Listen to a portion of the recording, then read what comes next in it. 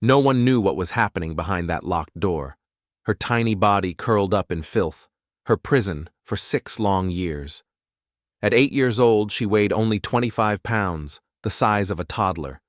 But what doctors discovered next was even worse than they could have imagined. How did an innocent child become a prisoner in her own home? Some stories of childhood begin with love and warm memories.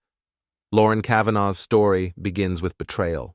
A baby girl born into a world that should have been full of promise was instead caught in a deadly tug-of-war between 2 mothers, one who wanted to give her a future and another who would destroy it beyond imagination. Lauren Ashley Kavanaugh was born on April 12, 1993, in Athens, Texas. From the very beginning, her biological mother, 21-year-old Barbara Atkinson, was certain she didn't want to keep her. She had no idea who the father was. Sabrina and her husband Bill were overjoyed to adopt Lauren. They had prepared for her for months, decorating her nursery, buying tiny clothes, and envisioning a future full of love and stability. "That was the happiest day of our lives," Sabrina later said. "We loved her before she was born." And for a brief, precious time, Lauren was safe. She was doted on, cradled in love, and given everything a baby girl should have. But it wouldn't last. One day, out of nowhere, Barbara changed her mind. The same woman who had so easily given Lauren up now wanted her back. Having spent the majority of her career as a paralegal, Barbara quickly took action, consulting an attorney and diving into legal research. Soon, she uncovered a crucial error, one missing document that would unravel the 6 years of torment Lauren endured.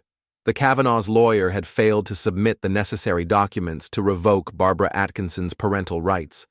It wasn't about love. It wasn't about regret. It was about control. And with a single legal decision, everything changed. Despite red flags, despite the love Lauren had already known in her adoptive home, traveling judge Lynn Markham granted full custody to Barbara in 1995. Unable to bring herself to pack away Lauren's toys, Sabrina left them beside the empty crib for years. Lauren was just 20 months old when she was ripped away from the only family who had ever loved her. That was the last time the Kavanaughs saw her, for years. And from that moment on, Lauren's nightmare began. Barbara Atkinson had no intention of being a mother. She married Kenneth Atkinson, her high school friend, who was an unemployed carpenter. By 1995, she had already moved multiple times, dragging her children across Texas from one unstable home to another. The warning signs were everywhere. Despite losing the custody battle, the Kavanaughs refused to let Lauren slip away from their lives. They eagerly took on the role of weekend babysitters, showered her with clothes and toys, and continued to call themselves Mommy and Daddy. Over time, they noticed concerning signs of neglect, scrapes, bruises, and fire ant bites. One afternoon, when Sabrina Kavanaugh attempted to change Lauren's diaper, the toddler erupted into screams and kicks. Her skin was red. Sabrina said, "I don't think it was diaper rash." Deeply disturbed, the Kavanaughs took Lauren to Children's Medical Center Dallas for a sexual abuse evaluation. However, they were told that doctors wouldn't conduct an examination unless they were certain abuse had occurred. The Kavanaughs documented Lauren's injuries in 45 photographs and submitted them as evidence. But when Judge Markham reviewed the images, his response was unexpectedly dismissive. He told them, "You're doing more harm to this baby with all these pictures than that mother is ever going to do." This statement would forever haunt Sabrina. "I will never forget the day he said that. Ever," she stated. In June 1995, a Child Protective Services report was filed, alleging that Barbara was tying 2-year-old Lauren to a bed, and she began occasionally locking her daughter in a bathroom. By the time authorities arrived, Barbara and her children were already gone. In 1999, the Kavanaughs relocated to Canton after Bill retired from a 35-year career at a glass company.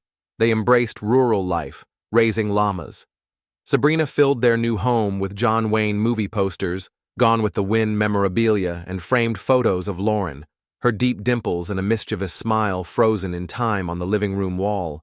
Every Christmas, she bought a brilliant Barbie doll, quietly holding on to the hope that one day her little girl would return. In November 1996, another CPS complaint was filed, alleging abuse.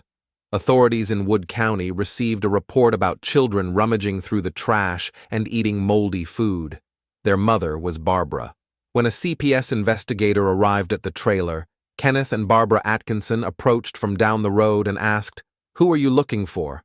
The caseworker replied that he was looking for Barbara. Feigning ignorance, they responded, "We don't know her, we live down the road." With no further leads, the case was closed under the note, "Unable to make contact." The listed neighbors were none other than Mr. and Mrs. Atkinson themselves. Once again, the family vanished. Neighbors heard things, but no one stepped in. Family members saw things, but they looked the other way. Lauren was taken out of the light and thrown into the shadows. This case was difficult to comprehend, like many others on our channel True Crime Case Files. Barbara's oldest daughter, Blake Stroll, said that their mother had no emotional connection to Lauren at all. She never bonded with her. As Barbara later admitted herself, it was the problem. Out of sight, out of mind. I shut it away and don't think of it. Lauren wasn't treated like a child. She wasn't treated like a human being. To Barbara, she was a burden, a nuisance, a thing to be hidden away, and so she was, locked behind a door. While her siblings played outside, Lauren sat alone in the dark. On the rare occasions when Blake took her sister out of the closet for a bath, there were marks on Lauren's head and back resembling cigarette burns. By the time she was 3, Lauren had already begun to disappear. Her mother's abuse had escalated. The warnings increased, but still, no one acted. Blake was too young to fully understand what was happening, but she remembered the screams at night. She remembered hearing music blasting loudly in the back of the trailer and Lauren screaming. She knew Kenny and Barbie had a sexual relationship because they could hear them, she later admitted. But I didn't know what they were doing to her. My whole life, people have been asking me why I didn't do anything, why I lied, she said. I was just doing what my parents told me to do. I'm afraid it makes me a terrible person because I didn't help her. But when I think about it, there's nothing I could have done. I was scared to death of that woman. I didn't want them to do to me what they were doing to her. The music was always loud. Lauren was always screaming, and no one did anything. By the time she was 4 years old, Lauren had already learned one thing. No one was coming to save her. One day she tried to run. Lauren snuck out of the house and bolted, her tiny legs carrying her as fast as they could. She almost made it, but Barbara caught her. She grabbed Lauren, dragged her back inside, and from that moment on, the door to the closet never opened again. Lauren was officially gone. The woman who had fought for custody did not want a daughter. She wanted a prisoner. Lauren was now trapped in the most unimaginable hell. Her life as a child ended. What happened next would horrify even the most hardened detectives. For the next 6 years, Lauren ceased to exist. She became the girl in the closet. What exactly happened behind that door, and how did she survive the unthinkable? Most of us take freedom for granted. We wake up each morning, stretch our legs, breathe in the fresh air, and step out into a world open with possibilities. But imagine if, from the moment you were born, that world was never yours to begin with. Imagine if your entire existence was confined to 4 walls, a space so small you could barely move, so dark you forgot what the sun looked like. For Lauren, this was her life, a 4-by-8-foot prison. No windows, no freedom, no love, only darkness, hunger, and pain. At first, Barbara Atkinson didn't completely hide Lauren away. She still took her daughter to family events and gatherings. But something was off. Relatives began to notice things. Lauren ate like she was starving, as if she thought someone would take it away. She looked smaller than other kids her age, weaker. When asked, Barbara always had an excuse. She told them that Lauren had a problem. She just doesn't eat right. But that was a lie. Behind closed doors, Barbara wasn't feeding her. By the time Lauren was 6 years old, she had stopped appearing at family events altogether. As an excuse, Barbara said she was staying at a friend's house. That wasn't true. Lauren wasn't staying with any friends. She had already been locked inside the closet, her world shrinking down to nothing but darkness. For 6 years, this 4-by-8-foot closet became Lauren's entire world. She ate there, slept there, and went to the bathroom there. There was no toilet, Lauren later recalled. The carpet was soaked in urine, and the smell was unbearable. She was only given a pillow on the floor, sometimes a blanket, but only if she was good. Most days, she wasn't fed at all. She ate whatever she could find, crumbs, bits of old food, and even things no human should ever have to consume. She learned not to cry, because crying only made things worse. When Barbara or Kenneth opened the door, it was never to show kindness. They beat her and humiliated her. Lauren still remembers one of the worst moments. Her mother put a bowl of macaroni and cheese in front of her. The smell was overwhelming. She hadn't eaten in days. But just as she reached for it, Barbara snatched it away. "Chew it, but don't swallow," her mother ordered. Lauren chewed. The taste of food felt like heaven. But she knew, if she swallowed, she'd pay the price. She obeyed. She spit it out, because she knew what disobedience meant. Pain. Her mother and stepfather were not just cruel, they were monsters. The mental torment Lauren endured was just as horrifying. Her mother and stepfather played mind games, making her believe escape was impossible. Her stepfather, Kenneth Atkinson, had a gun by his bed. He pressed it against her head and laughed. The gun wasn't loaded, but she didn't know that. To a child, it was real. She never screamed, she never begged, because she knew it wouldn't change anything. A faint strip of light seeped through the gap beneath the locked closet door, and Lauren learned that if she stared at it long enough, her mind would transport her somewhere else. According to doctors, that was how she endured years of starvation, isolation, and abuse. They refer to it as dissociation, the mind's way of detaching from unbearable pain. By the time Lauren was 8 years old, her body had begun to shut down. She was only 25 pounds. Her ribs were visible beneath her skin. Her body was severely weakened by malnutrition and covered in sores from months of neglect and unsanitary conditions. She was dying. But what she didn't know was that help was closer than she thought.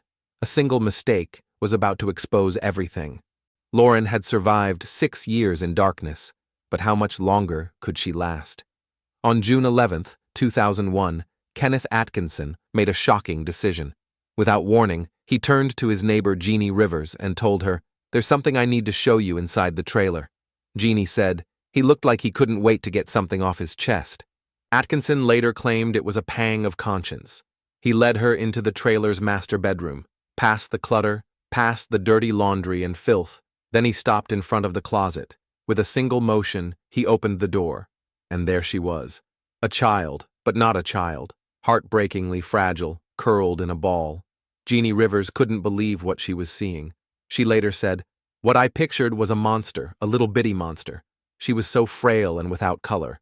Her arms, they appeared to be no bigger than an inch wide to me. Lauren was filthy. She had nothing to wear. Her hair was matted, crawling with lice. When Jeannie stared into her eyes, she saw nothing. No emotion, no fear, no hope, just emptiness." Jeannie and her husband didn't hesitate. They called 911. At 6 p.m., police officers pulled up to the trailer at 16 Moonbeam in Hutchins, Texas. Officer Gary McLean was the first to enter. He was looking for an 8-year-old girl, but when he saw her, he thought she was 3, so he immediately asked, "Where's Lauren?" He didn't realize he was already looking at her. Sitting at the kitchen table, eating a plate of SpaghettiOs, was a child who looked like a baby. The officer knelt beside her. "I'm Officer McLean," he said. "I'm here to take care of you." Lauren smiled, not because she understood, but because, for the first time in her life, someone had spoken to her with kindness. The police officers asked Lauren her age. She raised 2 fingers and said, 2. When asked later why she believed that was her age, Lauren said, "Because that's how many birthday parties I've had." The odor from the closet was unbearable. The officers stared at the space where she had lived for 6 years, small, filthy, with nothing but a pillow and a thin, wet blanket. Officer Gary McLean said, "She looked like one of those kids out of a horror movie." I know that's terrible to say, but I can't think of any other way to describe it. Emily Owens, an investigator for the Dallas County District Attorney's Office, said, "There was a lot of food in the refrigerator and fast food boxes everywhere, so people were eating and Barbara sure wasn't missing many meals. But what got me was there was food down for the dogs and dog vitamins. They were treating the dogs better than Lauren. Lauren was rushed to Children's Medical Center Dallas. Doctors took one look at her and knew. She had days, maybe hours to live. She had missing teeth, weakened bones, and severely deteriorated muscles.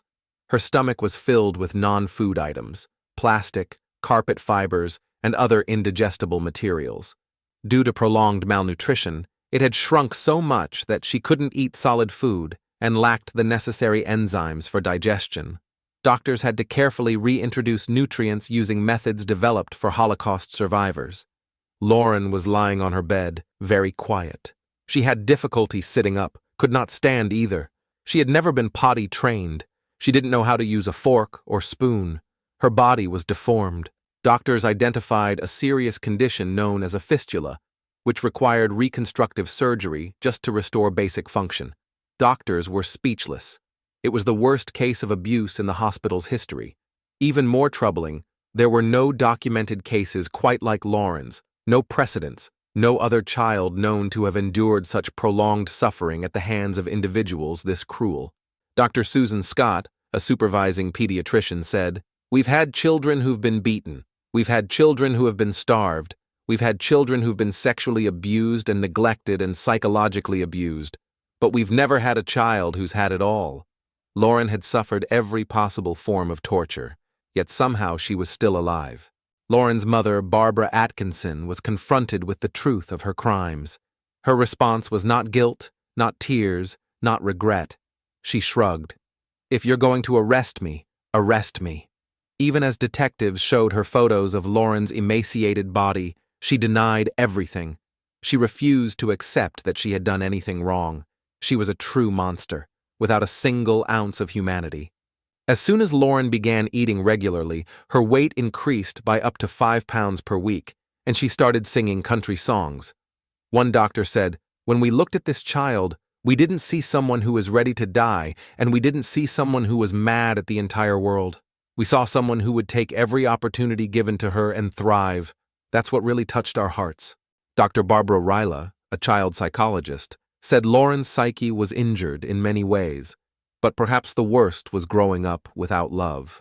Neglect is probably the most pervasive and devastating form of abuse that any child can endure, she said.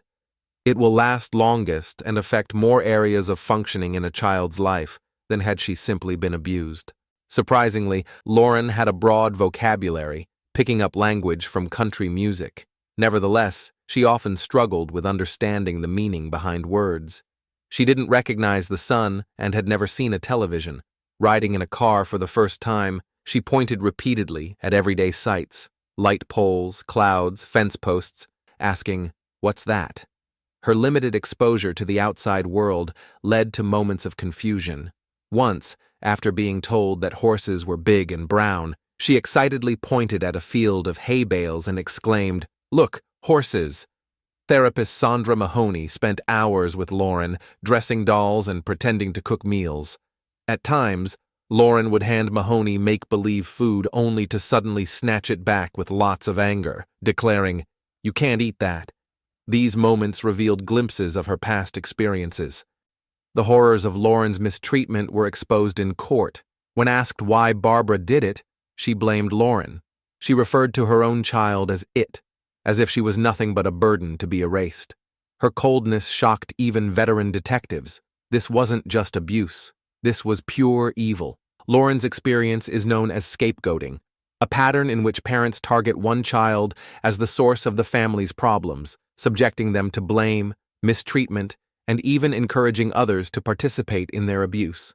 In an interview, Barbara said, "I never loved Lauren. I never wanted her. When my other kids hurt, I hurt. When Lauren hurt, I felt nothing." Kenneth Atkinson shifted the blame onto his wife, claiming the mistreatment escalated in 1996 after they moved into an old house in Waxahachie. He stated that Barbara fell into depression following a miscarriage, which he suggested contributed to the worsening mistreatment of Lauren. As a carpenter, Atkinson constructed a partition using cabinets to create a small, windowless room where the 3-year-old was kept. He stated, "My wife said she was bad." Barbara, on the other hand, claimed that Kenneth would become enraged when Lauren cried or misbehaved. In response, he would physically restrain her and place her in a crawl space beneath the kitchen pantry. Within the family, this space was disturbingly referred to as the hole. Investigator Emily Owens explained that it started with Barbara punishing Lauren for minor mistakes. And as things happen, they don't seem so bad after you do it over and over. Then it gets easier to do, and you do a little bit more, and you do a little bit more, and then we got to where we are now. Barbara's mother was just 13 years old when she gave birth to her. She struggled with drug addiction and schizophrenia. As a young child, Barbara moved between multiple homes before being adopted at the age of 4. Before this, she experienced abuse herself. A psychologist testified that Barbara Atkinson had borderline personality disorder, which distorted her perception of reality and led her to project the family's problems onto Lauren, making her the scapegoat. Medical experts confirmed the extent of Lauren's physical and psychological damage. In a powerful demonstration, prosecutors laid out the closet carpet. The jury flinched at the smell. Attorney Patricia Hogue invited the jury into Lauren's closet. "I want you to put yourself in the dark, the light switch too high for you to reach, and just think about her. Day after day after day in the dark as she listened, while her brothers and sisters played out in the trailer house and rode their bikes and played outside in the sunshine and walked on the grass. Think about how Lauren felt." The jury deliberated for just 5 hours before delivering their verdict: life in prison. Barbara and Kenneth will be eligible for parole in 2031. Lauren will be 38 years old. In an interview, Barbara claimed she never saw Lauren as emaciated until she saw the photographs displayed on the screen during the trial. She asked, "Do you think God will ever forgive me? I beg him, but I don't know if he's going to listen." Lauren's 5 siblings were also affected by the neglect of Barbara and Kenneth. Ranging in age from 22 months to 10 years, none of them had received a proper education. They lacked basic life skills, never having learned how to use a toothbrush, handle utensils, or take care of personal hygiene. Additionally, they had been manipulated into resenting Lauren. When interviewed by child welfare officials, they spoke about their sister with disdain, referring to her only as "that girl" or "the girl in the closet."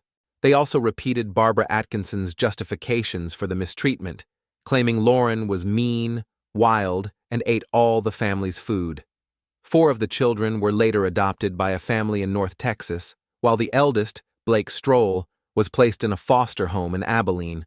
Barbara's mother said parents try hard to believe their children, even when the stories don't quite make sense. She noted, "In my creed, a mother would take a bullet for her kid. You never in a million years think, maybe she's got the child locked in a closet somewhere."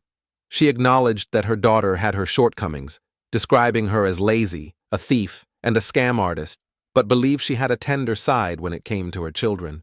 Lauren escaped the closet, but the trauma never left her. She was free, but could she ever truly heal? When Bill and Sabrina Kavanaugh saw the news of Lauren's rescue, their hearts shattered. They had once held her in their arms, loved her, raised her, only to have her taken away by a legal loophole. And now, the baby girl they had once cherished had been broken beyond recognition. Without hesitation, they rushed to see if they could adopt her again. The first time Lauren saw them, she looked up with wide, uncertain eyes and asked, "Is this my new mom and dad?" And just like that, after years of darkness, isolation, and horror, Lauren was finally home. The girl didn't just adjust to her new life, she struggled to understand it. The first time she went outside barefoot, she screamed in terror. She thought the grass was biting her feet, because she had never felt it before. Everything was new, overwhelming, and terrifying. But the Kavanaughs never gave up on her. They worked with therapists. They gave her love, patience, and stability. And in July 2002, 13 months after she was rescued, they officially adopted her again. Lauren was safe. But safety wasn't enough to erase the past. Each morning, they would wake up to find 8-year-old Lauren asleep in her closet because it was the only place she knew. To help her break the habit, they removed every closet door in the house. She also woke up in the middle of the night and ate. Wanting to ease her fears, her parents left cookies and pink lemonade on the kitchen table, but chose not to follow doctor's advice to lock up the cabinets and refrigerator. She'd had enough of that, Sabrina said. She didn't need to have food locked away. She needed to learn that it would always be there for her. The Kavanaughs also had to help her break the habit of trying to eat non-food items, a compulsive behavior known as pica, which is often seen in children who have experienced food insecurity. She never asked for a toy or candy at the store, never, said Sabrina Kavanaugh. She'd play with something if you handed it to her, but otherwise she'd mostly just sit there. When taking a bath, Lauren begged Sabrina not to drown her, a reaction stemming from traumatic memories of her past. Sometimes, with tears in her eyes, Lauren would anxiously say, "Now you're not going to feed me anymore." Lauren also had an intense fear of Halloween and clowns, which was a lingering effect of past trauma involving men in masks who Barbara brought her to. With Bill Kavanaugh naturally taking on the role of the more lenient parent, the tougher aspects of parenting largely fell to his wife. She embraced this responsibility, believing that Lauren needed structure, discipline, and clear expectations to thrive. Over time, she felt these elements would help Lauren develop self-confidence, giving her the stability she needed to navigate school, friendships, and the challenges of a new world. At 8 years old, Lauren was older than the other children in her kindergarten class. Most days, her mother was right there with her. Sabrina volunteered at Eustis Elementary School, allowing her to slip across the hall several times a day to check on Lauren.